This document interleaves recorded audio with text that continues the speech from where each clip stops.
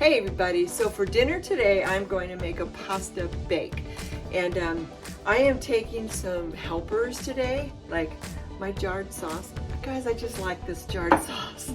I just do. I am using whole wheat pasta, and I've already got my pasta al dente. It's cooked al dente. That way it doesn't get mushy while it's cooking in the oven. And in my pan here, I've got my mixture. I've got Italian sausage, I've got onions, and I've got some mushrooms. And I've already started cooking up this mixture in the sauce.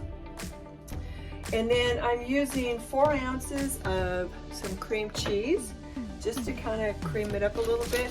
And then I had some mozzarella cheese in the freezer, and that's probably maybe 1.5 cups-ish.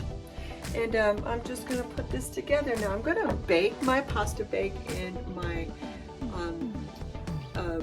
deep dish covered baker. And I absolutely love this thing. It's so amazing. It will cook this so good. And I love this pan here with cook it with the lid on it. I love to make meatloaf in it. Really good. All right, so I'm going to build my casserole or my pasta bake, and I'm going to bring you along with me.